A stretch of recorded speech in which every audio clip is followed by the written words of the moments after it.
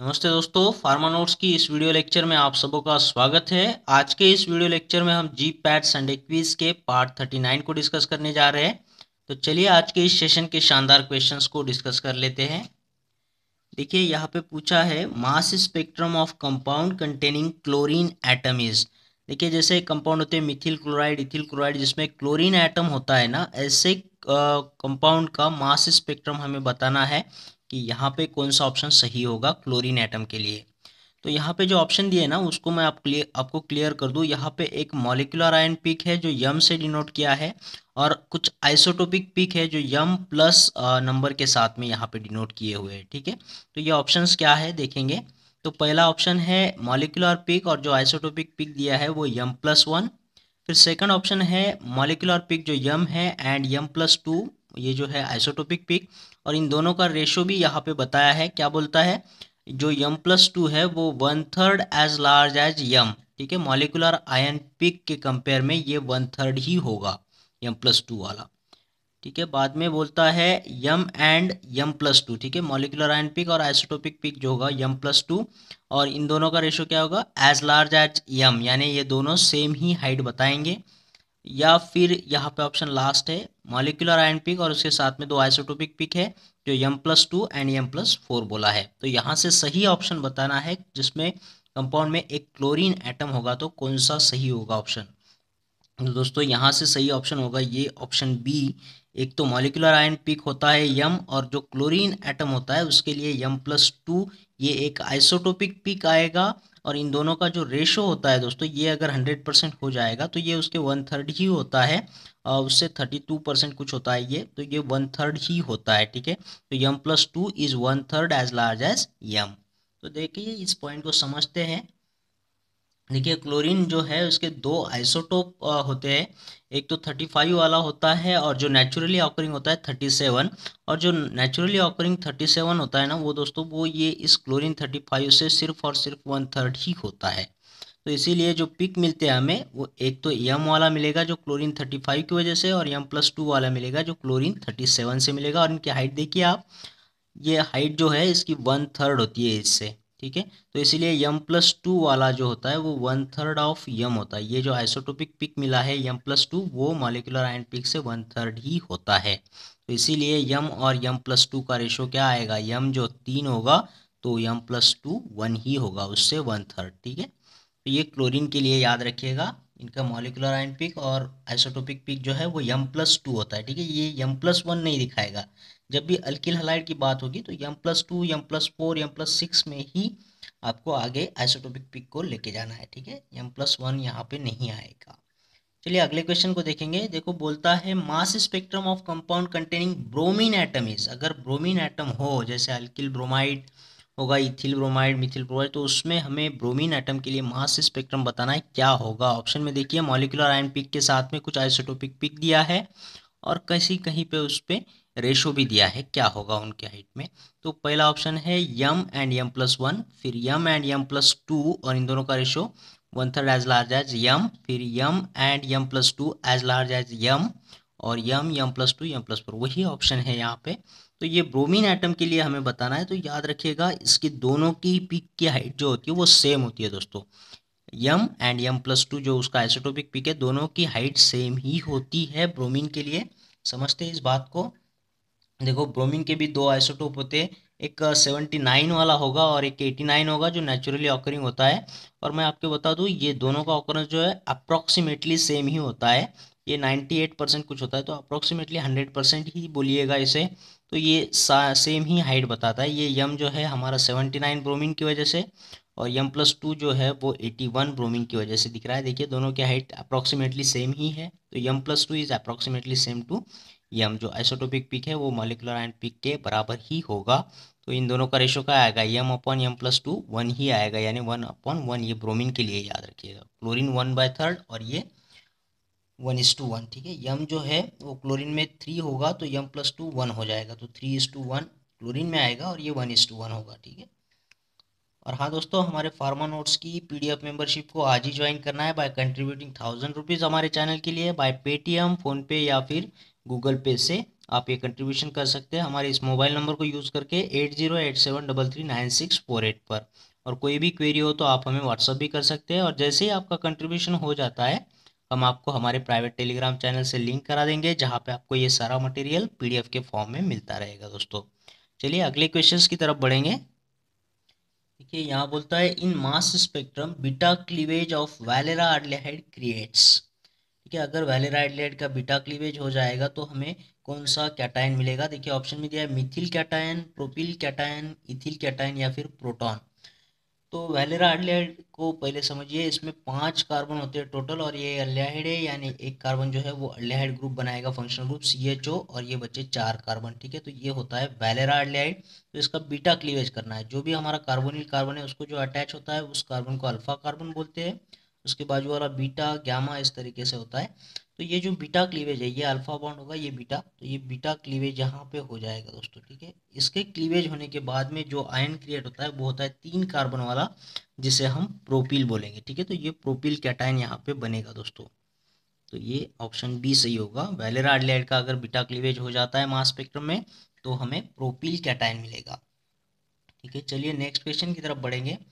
देखो पूछता है Stevens rule is concern with, Stevenson rule किससे कंसर्न है, कौन से स्पेक्ट्रोस्कोपी से। यहाँ पे देखिए ऑप्शन दिया है IR spectroscopy, UV spectroscopy, NMR spectroscopy या फिर मास स्पेक्ट्रोमेट्री। ठीक है, ये एक रूल है फ्रेगमेंटेशन के लिए। तो ये जो फ्रेगमेंटेशन है तो बेसिकली इसे यूज़ किया जाता है मास स्पेक्ट्रोमेट्री के अंदर।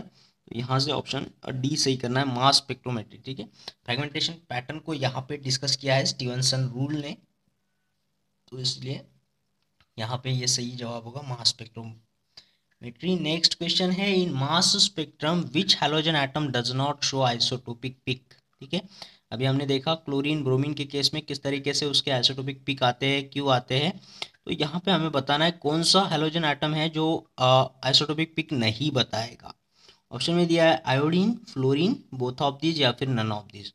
तो मैं आपको बता दूं यहाँ पे आयोडीन फ्लोरीन दिए, ये दोनों के दोनों भी शो नहीं करते हैं आइसोटोपिक पिक को। तो यहाँ पे ऑप्शन सी सही होगा दोस्तों, बोथ ऑफ दीज, यानी आयोडीन और फ्लोरीन दोनों के दोनों ये जो आइसोटोपिक पिक है वो डू नॉट शो करते हैं। ठीक है, नॉट शोइंग, दोनों के दोनों नहीं शो करते हैं।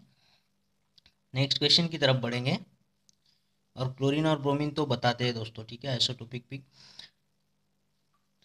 यहाँ पे देखिए बोलता है match the various combination of bromine and chlorine with their respective mass spectra. देखिए ये पॉइंट बहुत इंपॉर्टेंट है, अगर कहीं पे आपको ये काम आ जाएगा तो बस इसे समझ लीजिएगा ये क्या बोलना चाहता है। यहाँ पे अलग अलग कॉम्बिनेशंस दिए हैं ब्रोमीन और क्लोरीन के, तो उनके मास स्पेक्ट्रा किस तरह से आएंगे। एक तो मॉलिक्यूलर आयन पिक का यम जो है वो तो सभी के लिए होगा दोस्तों, चाहे वो कौन सा भी ब्रोमीन क्लोरीन का कॉम्बिनेशन हो। और बाद में देखिए यहाँ पे ब्रोमीन क्लोरीन है। ठीक है, एक ब्रोमीन एक क्लोरीन है, यानी 2 हैलोजन हुए हैं। 2 हैलोजन के लिए हमें 2 कदम आगे बढ़ना है, एक तो M+2 और दूसरा M+4। ठीक है, 2 हैलोजन है तो 2 कदम आगे बढ़े हम, मॉलिक्यूलर आयन पिक के 2 कदम आगे बढ़िए, +2 +4 ये आइसोटोपिक पिक होंगे। फिर ब्रोमीन 2 बार है Br2Cl, तो यहाँ पे कुल मिला के 3 हैलोजन है दोस्तों, है ना। ब्रोमीन के 2 और क्लोरीन का 1, टोटल 3 हैलोजन है तो 3 कदम आगे बढ़िए मॉलिक्यूलर आयन पिक के, तो यम के आगे 3 कदम बढ़िए, +2 +4 +6, इस तरीके से इसके आइसोटोपिक पिक मिलेंगे। फिर Cl2Br, यहाँ पे भी हमें कुल मिला के 3 हैलोजन है, क्लोरीन के 2 ब्रोमीन का 1, तो 3 कदम आगे बढ़िए मॉलिक्यूलर आयन पिक के, तो यम तो मिलेगा, उसके साथ में M+2 M+4 M+6 इस तरीके से जाना है। फिर आएगा ब्रोमीन, ब्रोमीन यहाँ पे एक ही हैलोजन है तो एक ही कदम हम आगे बढ़ेंगे मॉलिक्यूलर आयन पिक के, यम आएगा और उसके आगे 1 कदम यानी M+2, ये हमें आइसोटोपिक पिक मिलेगा। और हमने देखा ब्रोमीन के साथ में ये बराबर की हाइट होती है दोस्तों, इक्वल। ठीक है, ब्रोमीन के नाम से याद रखिएगा, बराबर, ब्रोमीन है तो बराबर बराबर हाइट दिखाएगा यम और M+2, इसके हाइट आइसोटोपिक पिक जो है वो हाइट क्या दिखाते हैं, बराबर इक्वल दिखाते हैं दोस्तों, अप्रॉक्सीमेटली इक्वल ही होता है।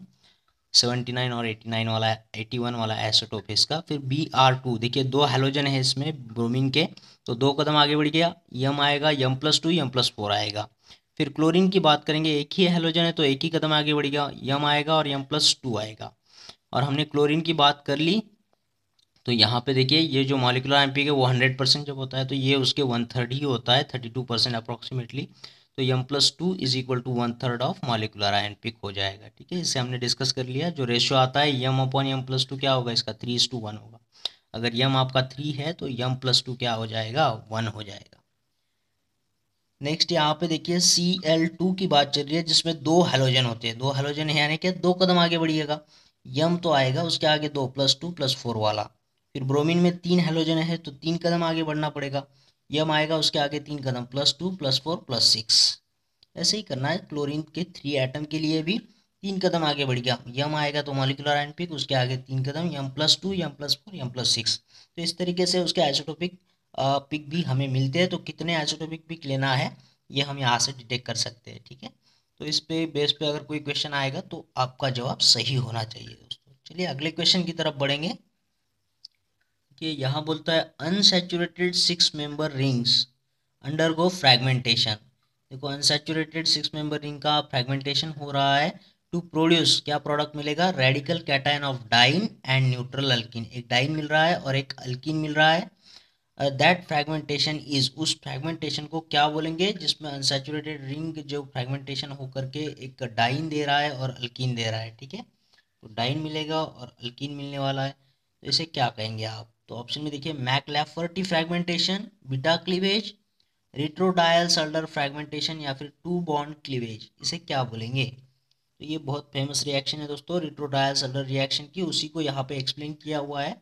तो ऑप्शन सी सही करना है, रिट्रोडायल्स अल्डर फ्रैगमेंटेशन। देखिए इसको साइक्लोहेक्सीन के एग्जांपल से बहुत आसानी से समझा जा सकता है।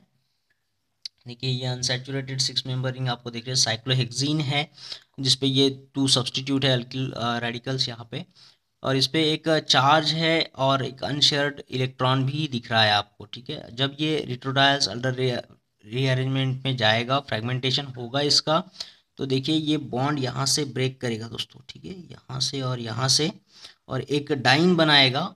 ठीक है, ये रेडिकल कैटायन ऑफ डाइन हो जाएगा, क्योंकि इसी के साथ में ये चार्ज जाएगा और अनशेयर्ड इलेक्ट्रॉन भी जाएगा, और एक न्यूट्रल अल्किन आपको मिलेगा। ये वाला अल्किन आपको मिलेगा, न्यूट्रल अल्किन, जिसपे कोई चार्ज नहीं है। और देखिए यहाँ पे एक बात को नोट कर लिएगा, ये जो चार्ज और अनशेयर्ड इलेक्ट्रॉन है वो किसके साथ होते हैं, वो अल्किन के साथ नहीं होते, वो डाइन के साथ होते हैं दोस्तों। ठीक है, तो ये डाइन के साथ होती है, इसे याद रखिएगा। ये हमें स्टीवनसन रूल ने बताया है कि unpaired electron and charge remain with diene, ये डाइन के साथ ही रहते हैं रिट्रोडायल्स। ठीक है, ये RDA के साथ में याद रखिएगा, डी से डाइन मिलेगा और ए से अल्कीन मिलेगा। रिट्रोडायल्स अल्डर रिएक्शन में डी से डाइन मिलता है, ए से अल्कीन मिलता है, और डी के साथ में ही हमारा अनशेयर्ड इलेक्ट्रॉन और चार्ज भी जाता है। ठीक है, इस RDA से आप याद रख सकते हो। चलिए नेक्स्ट क्वेश्चन की तरफ बढ़ेंगे। देखो यहाँ पूछता है which of the following is the correct order for the strongest molecular peak MIP in alkyl halide. Alkyl halide की हमें ऑर्डर बतानी है स्ट्रॉन्गेस्ट मॉलिकुलर आयन पिक के लिए। तो ऑप्शन में इस तरीके से आपको ऑप्शन दिया है, तो यहाँ से सही ऑप्शन आपको टिक करना है दोस्तों। तो यहाँ से सही जवाब मैं आपको बता दूँ, यहाँ पे देखिए ये वाला बी ऑप्शन हो जाएगा। इनका जो मॉलिक्यूलर वेट होता है वो आयोडीन का सबसे ज़्यादा होता है, फिर ब्रोमीन, फिर क्लोरीन और फिर फ्लोरीन। तो इसीलिए ऑर्डर भी ऐसा ही आएगा, अल्किल आयोडाइड, अल्किल ब्रोमाइड, फिर अल्किल क्लोराइड और फिर अल्किल फ्लोराइड। तो अल्किल आयोडाइड जो है वो स्ट्रॉन्गेस्ट मॉलिक्यूलर पिक बताता है यहाँ पे, तो यही ऑर्डर सही करनी है। ठीक है, तो इस वीडियो में इतना ही दोस्तों। आशा करता हूँ आपको ये वीडियो अच्छा लगा होगा, पसंद आया होगा, और अगर ऐसा हुआ है तो इस वीडियो को लाइक करना है, शेयर करना है और कमेंट बॉक्स में कमेंट ज़रूर करना है दोस्तों। और उन लोगों से मेरी गुजारिश है जिन्होंने चैनल को अभी तक सब्सक्राइब नहीं किया है, चैनल को सब्सक्राइब कर दीजिएगा। उसके बाद आने वाले बेल आइकन को क्लिक करके ऑल बटन को ज़रूर दबाइएगा दोस्तों। इससे होता क्या है कि आने वाले हर एक वीडियो का नोटिफिकेशन आपको मिलते रहता है और आपको यूं ही लाभ होते रहता है दोस्तों। तो मिलते हैं एक और बेहतरीन वीडियो के साथ में, तब तक के लिए थैंक यू।